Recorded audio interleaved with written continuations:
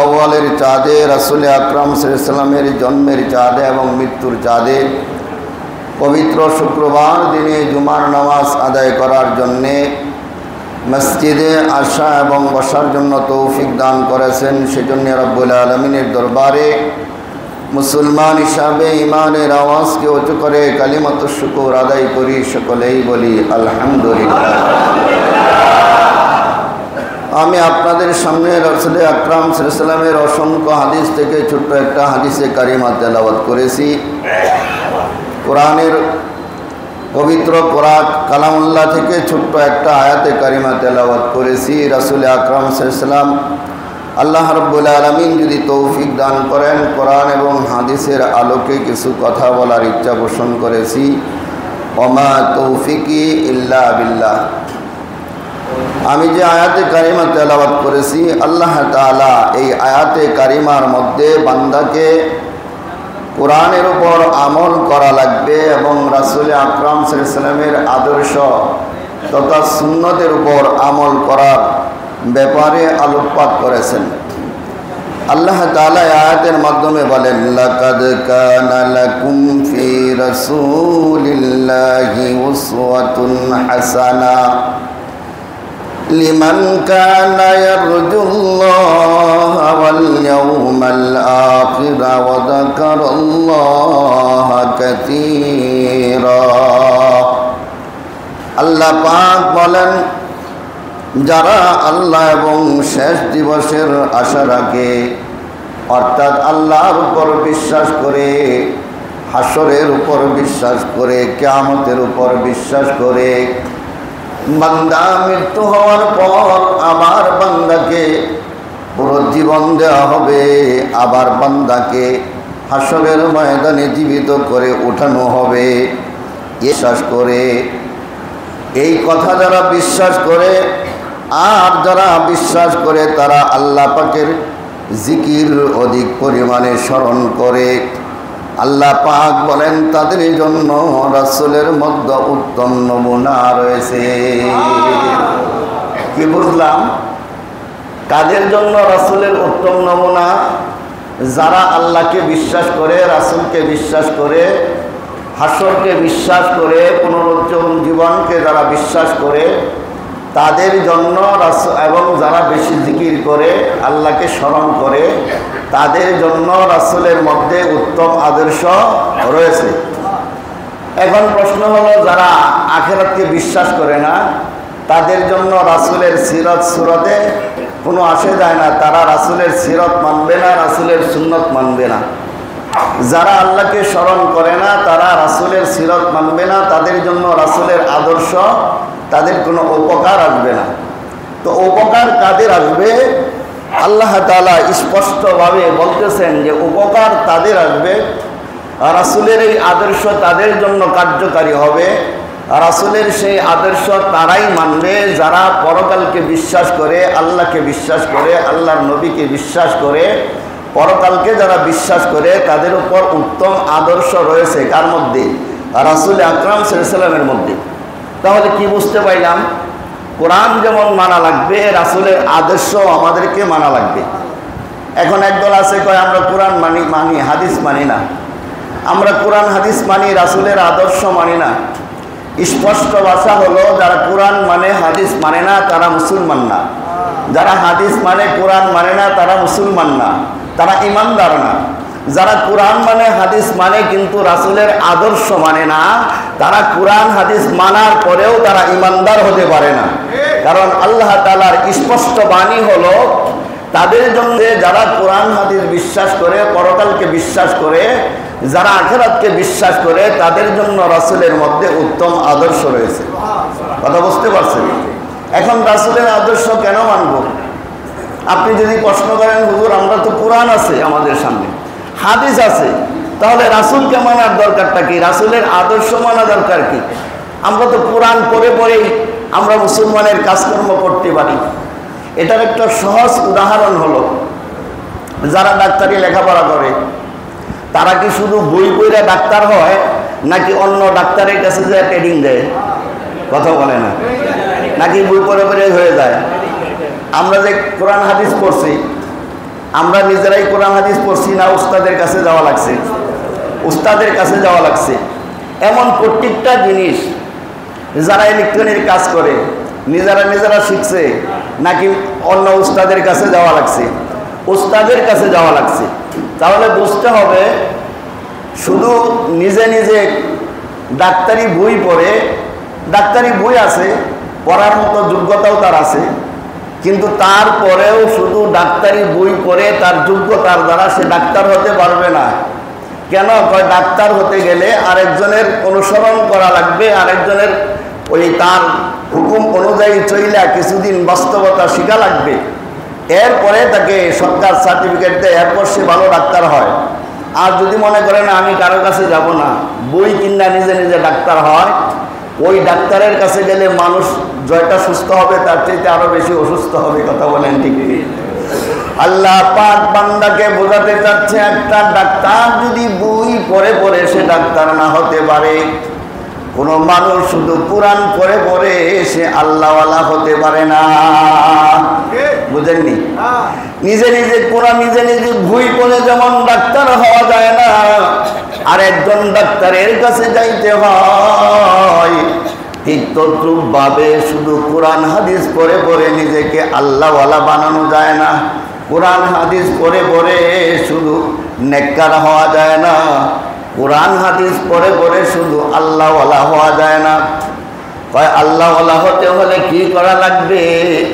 কয় আল্লাহওয়ালা হইতে হলে কোরআন হাদিস মানিয়া রাসূলের কাছে যাওয়া লাগবে, রাসূলের আদর্শ অনুযায়ী জীবন যাপন করা লাগবে। প্রশ্ন করবেন হুজুর এখন তো রাসূল নাই, আমরা কার কাছে যাব, কার আদেশ মানব? কয় রাসূল না থাকলেও যারা নাইবে নবী হবে, আল্লাহর ওলি যারা আছে তাদের কাছে যাইয়া তাদের কাছে শিখবা রাসূলের সুন্নাত অনুযায়ী তারা কিভাবে জীবন যাপন করে, তাদের কাছ থেকে বাস্তব রাসূলের সুন্নাত দেখে দেখে অনুসরণ করে তুমি ভালো ঈমানদার হতে পারবে। এই জন্য আল্লাহ তাআলা স্পষ্ট করে দিলেন, লাকাদ কানা লাকুম ফি রাসূলিল্লাহ, নিশ্চয়ই তাদের জন্য উত্তম আদর্শ রয়েছে, রাসূলিল্লাহি উসওয়াতুন হাসানা, আল্লাহর নবীর কাছে উত্তম আদর্শ রয়েছে। হযরত সাহাবায়ে কেরাম রাদিয়াল্লাহু তাআলা আনহুম কিভাবে তারা রাসূলের আদর্শকে অনুসরণ করতেন, কিভাবে তারা মানতেন? কয় আল্লাহর রাসূলের হুকুম যেভাবে করতেন হযরত সাহাবায়ে কেরাম সাথে সাথে সেই হুকুমটা সেভাবেই করতেন। ঘটনার মধ্যে আছে, আয়াতের তাফসীরের মধ্যে উল্লেখ করে রাসূল আকরাম সাল্লাল্লাহু আলাইহি ওয়াসাল্লাম একদিন মসজিদে নববীতে শুক্রবারের দিন জুমার নামাজের জন্য খুতবা দিতেছিলেন। কিছু মানুষ মসজিদের আশেপাশে দাঁড়ায়া ছিল। আল্লাহর নবী রাসূল আকরাম সাল্লাল্লাহু আলাইহি ওয়াসাল্লাম তাদেরকে উদ্দেশ্য করে বললেন, হে সাহাবায়ে কেরাম, তোমরা যারা দাঁড়িয়ে রয়েছো তোমরা বসে যাও, কারণ শুক্রবারের দিন নিজের আদব আখলাক বজায় রাখা লাগবে। কারণ সুন্নত তরিকায় মসজিদে আসছো, সবের জন্য সুন্নত তরিকায় মসজিদে বসা লাগবে, মসজিদের আদব রক্ষা করা লাগবে। তোমরা যারা দাঁড়িয়ে আছো বসে যাও। আল্লাহ রাসূল হুকুম করলেন কাদেরকে? যারা শুক্রবার দিন জুমার নামাজ পড়ার জন্য আসছে কিন্তু বসে না, দাঁড়িয়ে থাকে। আমাদের মধ্যে কিছু ভাই আছে, খুতবা চলতেছে দাঁড়ায় আছে, খুতবা চলতেছে রাস্তার মধ্যে দাঁড়ায় দাঁড়ায় খুতবা শুনে, খুতবা শেষ হয় মসজিদে আসে। তাহলে রাসূলের বাণী হলো খুতবা যখন তুমি শুনবা অবশ্যই তোমাকে বসে আদবের সাথে খুতবা শোনা লাগবে, তাই না? আল্লাহর নবী রাসূল আকরাম সাল্লাল্লাহু আলাইহি ওয়াসাল্লাম ওই কথা বলার পরে সব মুসল্লি বসে পড়লেন। কিতাবের মধ্যে লেখে হযরতে আব্দুল্লাহ ইবনে মাসউদ রাদিয়াল্লাহু তাআলা আনহু আসতেছিলেন, যে কোনো একটা কারণে তার সেদিন লেট হয়েছে, বিলম্ব হয়েছে, তিনি মসজিদে এখনো আসতে পারেন নাই। রাস্তার মধ্যে আছে কিন্তু রাসূলের আওয়াজ সে শুনতে পারছে। কি আওয়াজ? নামাজের খুতবা শ্রবণের জন্য তোমরা বসে পড়ো। হযরত আব্দুল্লাহ ইবনে মাসউদ রাদিয়াল্লাহু তাআলা আনহু বলেন, আমি আল্লাহ রাসূলের এই কথা শোনার সঙ্গে সঙ্গে মসজিদে আসি নাই, যেখানে আল্লাহ রাসূল হুকুম করেছেন আমার কানের মধ্যে আওয়াজ গেছে, ওখানে আমি রাস্তার মধ্যে বসে পড়লাম। নামাজ শেষ হওয়ার পরে হযরত আব্দুল্লাহ ইবনে মাসউদ রাদিয়াল্লাহু তাআলা আনহু কাছে চলে আসলেন। আল্লাহ রাসূলের কানে খবর আসলো হযরত আব্দুল্লাহ ইবনে মাসউদ রাদিয়াল্লাহু তাআলা আনহু রাস্তার মধ্যে বসে পড়েছিলেন, নামাজের পরে চলে আসছে। আল্লাহর নবী জিজ্ঞেস করলেন, আব্দুল্লাহ ইবনে মাসউদ, আমি তো তোমাকে লক্ষ্য করে বসতে বলি নাই, ওই মসজিদের আশেপাশে যারা দাঁড়ায় ছিল তাদেরকে বসার জন্য আমি তাদেরকে হুকুম করেছি, তুমি তো মসজিদে আসতেছিলে, তুমি কেন রাস্তার মধ্যে বসে পড়লে?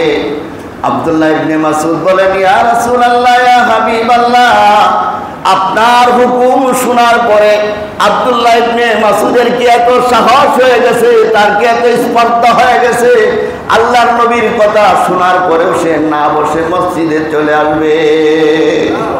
ইয়া রাসূলুল্লাহ, আপনার কথা শোনার পরে আমার আর কোনো কর্তৃত্ব থাকে না, আমার কোনো ইচ্ছা থাকে না, আমি তো আপনার দরবারে আমাকে মিটিয়ে দিয়েছি।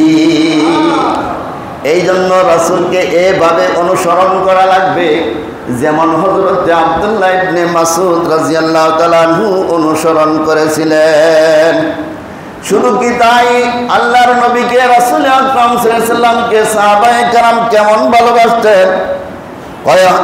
উহুদের ময়দানে যখন আল্লাহ রাসূলের উপর চতুর্দিক থেকে তীর আসতে শুরু করলেন, পাথর আসতে শুরু করলেন, ঘটনার মধ্যে উল্লেখ করেন এক সাহাবী হযরত আবু দুজানা রাদিয়াল্লাহু তাআলা আনহু আল্লাহর নবীকে রক্ষা করার জন্যে, তাকে সাহায্য করার জন্যে আল্লাহর নবীর কাছে চলে গেলেন।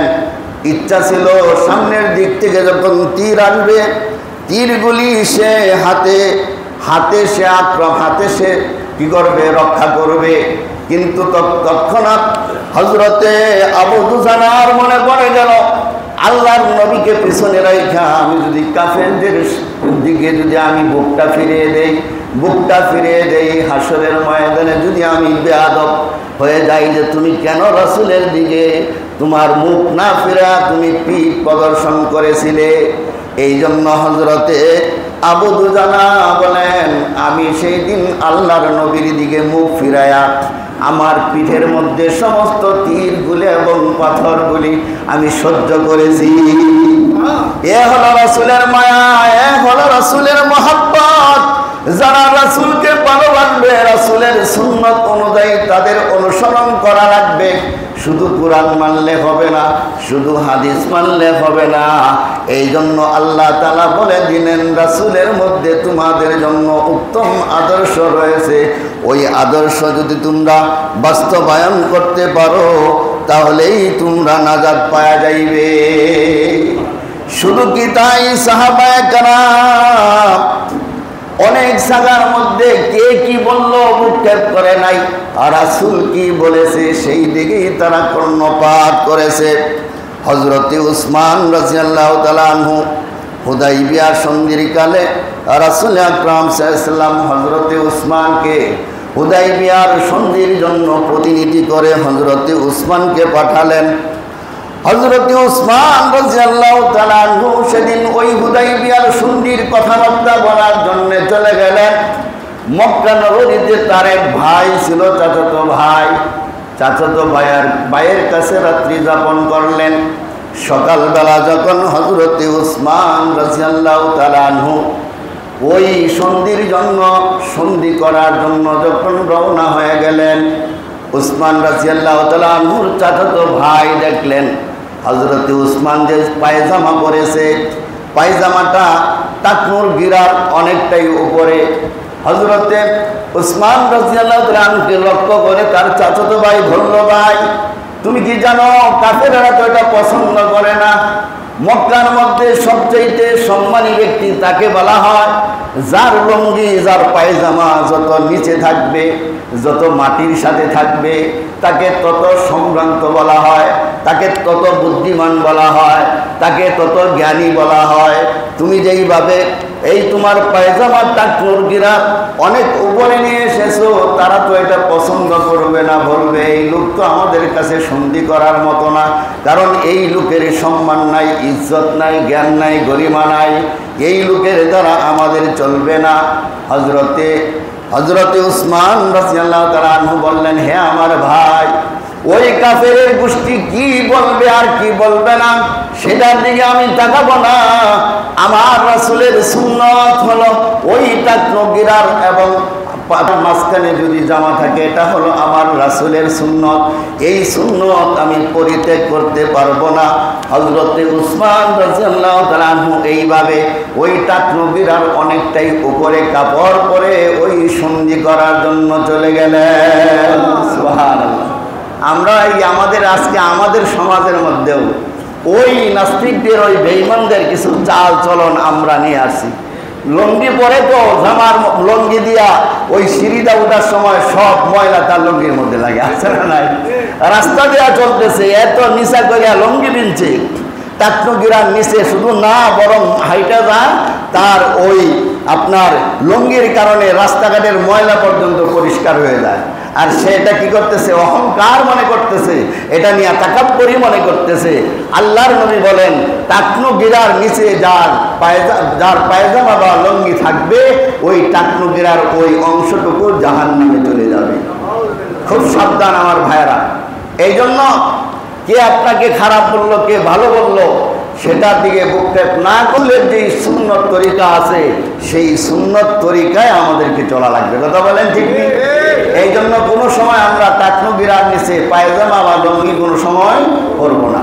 অনেকে মনে করে শুধু নামাজের জন্য বোধহয় মাসলা, না, এটা সর্বক্ষণিক মাসলা হলো টাকনুগিরার নিচে পায়জামা পরা যাবে না, লুঙ্গি পরা যাবে না, সব সময়, শুধু নামাজের জন্য না। অনেক সময় নামাজের সময় ওঠায় আর নামাজটা পড়ে আবার লুঙ্গিটা ছাইড়া দেয়, পায়জামাটা ছাইড়া দেয়, আছে না নাই?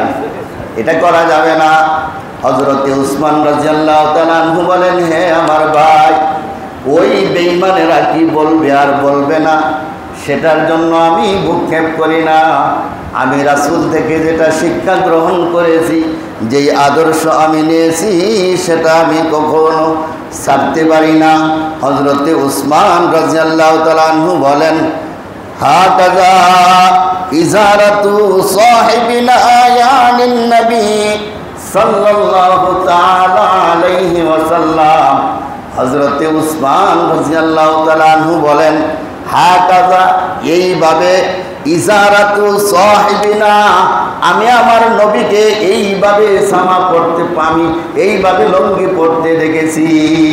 সুতরাং রাসূল যেইভাবে পরেছে ওভাবেই আমি পরব। বেঈমানের দল কি বলবে আর কি বলবে না সেটার জন্য মুমিন ভ্রুক্ষেপ করতে পারে না। কি শিখলাম? রাসূলের আদর্শ পালন করতে যাওয়ার পরে যদি কোনো মানুষ তাকে খারাপ ভাবে, এই খারাপ না, কিন্তু রাসূলের সুন্নতের বিপরীতে আমল করে মানুষ যদি তাকে ভালো মনে, এই ভালো না। রাসূলের সুন্নত অনুযায়ী চলার পরে কে ভালো বললো আর কে খারাপ বললো, তোমার যদি রাসূলের মহব্বত তোমার মধ্যে থাকে, তাহলে রাসূলের পদাঙ্ক অনুসরণ করা লাগবে। তোমাকে কে ভালো বললো, কে খারাপ বললো, কে বুড়া বললো, কে বললো যে দাড়ি রাখলে তোমাকে বুড়া দেখা যায়, কে বললো যে লম্বা জামা পরলে তোমাকে মোল্লা বলে গালি দেয়, এগুলি দেখার ফুসরত নাই, দেখার সময় নাই। যাদের অন্তরে রাসূলের মায়া থাকবে, মহব্বত থাকবে, তারাই কেবল রাসূল আকরাম সাল্লাল্লাহু আলাইহি ওয়াসাল্লামের সুন্নতকে আঁকড়ে ধরবে। কথা বলেন ঠিক? আজকে আমরা সিস্টেম ঘুরে গেছে, রাসূল সাল্লাল্লাহু আলাইহি ওয়াসাল্লামের জন্মের তারিখে কি করে, র্যালি করে, মিছিল করে, আরো কত কিছু করে। আর এই জন্য তো রাসূল আসে নাই, রাসূল তো আসছে রাসূলের কোরআন এবং হাদিস সমন্বয়ে, রাসূলের আদর্শের মাধ্যমে তামাম পৃথিবীর মধ্যে কোরআন এবং হাদিসের আলোকে প্রচার করার জন্যে, দ্বীন প্রচার করতে রাসূলের আদর্শ যারা মানবে তারাই কোরআন এবং হাদিস মানবে। কথা বলেন ঠিক? এই জন্য রাসূলের আদর্শ আমাদের মেনে চলা লাগবে। অনেক ভাই আছি কয় আমরা কোরআন পড়ি, আমরা তো হাদিস পড়ি, আবার রাসূলের অনুসরণ করা লাগবে কেন? তুমি যদি মুসলমান হয়ে থাকো তাহলে অবশ্যই রাসূলের পদাঙ্ক অনুসরণ করা লাগবে। কিভাবে? যেভাবে সাহাবা আজমাইন রাদিয়াল্লাহু তাআলা আনহু করেছেন সেইভাবেই তোমাদেরকে কি করা লাগবে? ওইভাবেই তোমাদেরকে পদাঙ্ক অনুসরণ করা লাগবে।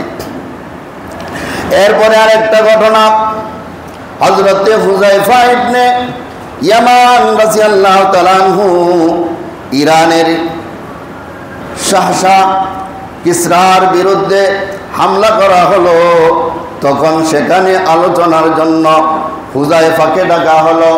হযরতে হুযায়ফা রাদিয়াল্লাহু তাআলা আনহু ওই কিসরার বিরুদ্ধে হামলাকারীর বিরুদ্ধে যখন মিটিং করতে গেলেন, দাওয়াতে গেলেন, তখন হযরতে হুযায়ফা রাদিয়াল্লাহু তাআলা আনহুর জন্য আপ্যায়নের ব্যবস্থা করা হলো, খাবারের ব্যবস্থা করা হলো। কি করছে? খাবারের ব্যবস্থা করছে। হযরতে হুযায়ফা রাদিয়াল্লাহু তাআলা আনহু ওই মিটিংয়ে চলে গেলেন। ওই মিটিংয়ের মধ্যে মক্কার বড় বড় লিডার ওই মিটিংয়ে উপস্থিত ছিলেন, ওই খাবারের মেহমানদারির মধ্যে উপস্থিত ছিলেন। হযরতে হুযায়ফা রাদিয়াল্লাহু তাআলা আনহুর চমৎকার একটা ঘটনা, হযরতে হুযায়ফা রাদিয়াল্লাহু তাআলা আনহু সবার সাথে খেতে বসলেন, খাওয়া শুরু করলেন। খাওয়ার সময় হযরতে হুযায়ফা রাদিয়াল্লাহু তাআলা আনহুর হাত থেকে একটা খাবারের লুকমা মাটিতে পড়ে গেল, বিছানায় পড়ে গেল, দস্তরখানে পড়ে গেল। হযরতে হুযায়ফা রাদিয়াল্লাহু তাআলা আনহু খাবার উঠাতে শুরু করলেন।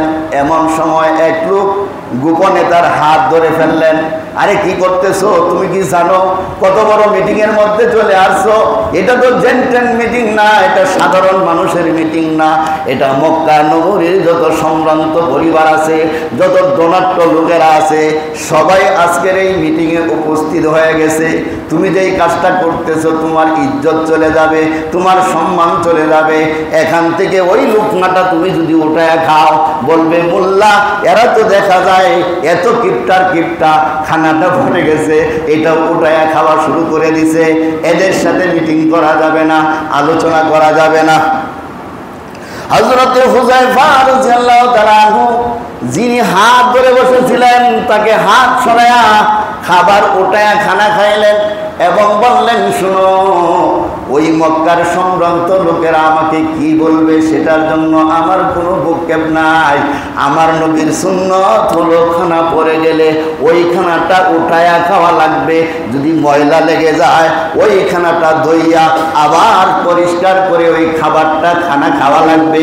কারণ আমার নবী রাসূল আকরাম সাল্লাল্লাহু আলাইহি ওয়াসাল্লাম বলেছেন, খাবারের কোন অংশের মধ্যে বরকত আছে তোমার জানা নাই, এই জন্য তোমাকে খাবার পড়ে গেলে ওই খাবারটা উঠায়া খাওয়া লাগবে। কার সুন্নত? আল্লাহর নবীর সুন্নত। এই জন্য খাবার পড়ে গেলে উঠায়া খাওয়া লাগবে।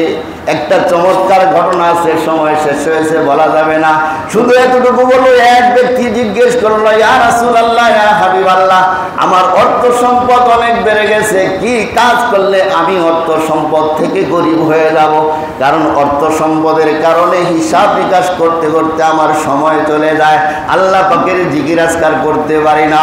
এমন একটা আমল আমাকে শিক্ষা দেন যে আমলের দ্বারা আমার অর্থ সম্পদ কিছু সংকুচিত হয়ে আসে, কিছু কমে যায়, হিসাবাদি যেন কিছু কমে যায়, আমি যেন আল্লাহ তাআলার জিকির বেশি বেশি করতে পারি। আল্লাহর নবী বলেন, হে আমার সাহাবী, তোমাকে একটা হুকুম করতেছি, একটা আদেশ করতেছি, একটা নসিহত করতেছি, ওই নসিহতটা তুমি যদি পালন করতে পারো, তোমার অর্থ সম্পদ আস্তে আস্তে ধীরে ধীরে কমে যাবে। ইয়া রাসূলুল্লাহ, ইয়া হাবিবাল্লাহ, সেই নসিহতটা কি? আল্লাহর নবী বলেন, তুমি যখন খেতে বলবে কিছু খাবে আর কিছু খানা যেগুলি পড়ে যাবে এগুলি উঠায় খাইবা না, অপচয় করবা।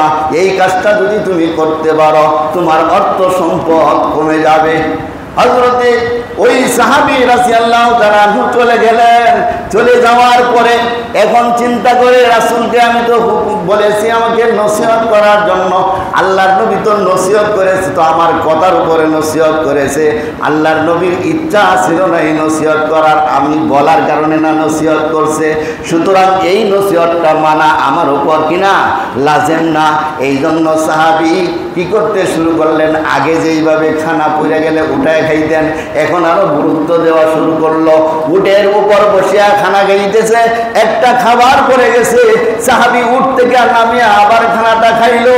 কিছুদিন পরে রাসূলের দরবারে আবার চলে আসলো, ইয়া রাসূলুল্লাহ, ইয়া হাবিবাল্লাহ, আমার অর্থ সম্পদ তো কমে নাই, বরং আমার অর্থ সম্পদ আরো কয়েক গুণে বৃদ্ধি পেয়েছে। সুবহানাল্লাহ। আল্লাহর নবী বলে, তুমি কি আমল করেছো? আমি তোমাকে যেই নসিহত করেছিলাম, দিক নির্দেশনা দিয়েছিলাম, সেটা কি তুমি করেছো? সাহাবী বলেন, ইয়া রাসূলুল্লাহ, ইয়া হাবিবাল্লাহ, আপনি একটা হাদিসের মধ্যে বলেছেন খাবারের কোন অংশের মধ্যে বরকত থাকে জানা নাই, হতে পারে যেই খাবারটা পড়ে গেছে ওই খাবারের মধ্যে হতে পারে বরকত নিহিত, যেই খাবারটা প্লেটের মধ্যে রাইখা হাত ধুয়ে দিলা হতে পারে ওই খাবারটার মধ্যে বরকত নিহিত। এই জন্য আমি আপনার ওই হাদিসের উপর আমল করে খানা পড়ে গেলে আমি উটের পিঠ থেকে নামিয়া ওই খাবারটা উঠে আবার ওই খাবারটা খাই। আল্লাহর নবী বলেন, হে সাহাবী আমার, তুমি এই আমল যত করবে কোনোদিন তোমার সম্পদ কমবে না, এই আমল করার কারণে তোমার সম্পদ বড় বৃদ্ধি হয়ে যাবে। এই জন্য হযরতে হুযায়ফা রাদিয়াল্লাহু তাআলা আনহু বলে, আমাকে আমার বন্ধু বাধা দেওয়ার পরেও আমি বাধা উপেক্ষা করলাম না, আমি ওই খাবারটা উঠাইলাম, উঠায় খানা খাইলাম। তার মানে হলো আমি রাসূলকে ভালোবাসি, দুনিয়ার কোনো মানুষ আমাকে মন্দ বলবে না ভালো বলবে সেদিকে আমার ভ্রুক্ষেপ নাই, আমি রাসূলকে ভালোবাসি, সুতরাং রাসূলের পদঙ্ক অনুসরণ আমাকে করা লাগবে।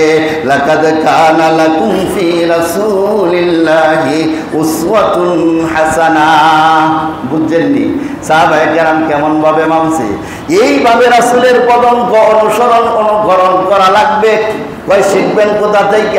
এখন তো আপনি কোরআন হাদিস পড়তে পারেন নাই, কয় আল্লাহর সঠিক আল্লাহর ওলির দরবারে যাও, যায় দেখবা ওই আল্লাহর ওলি যদি সুন্নত তরিকায় জীবন যাপন করে, সুন্নত তরিকায় যদি তার জীবন চলায়, ওই আল্লাহর ওলির হাতে হাত দিয়া বায়াত গ্রহণ করে ওই সুন্নত অনুযায়ী জীবন যাপন করবে, দুনিয়াতেও সফলতা অর্জন করবে, আখিরাতেও সফলতা অর্জন করবে। হাক্কানি আঞ্জুমান কিসের উপর প্রতিষ্ঠিত?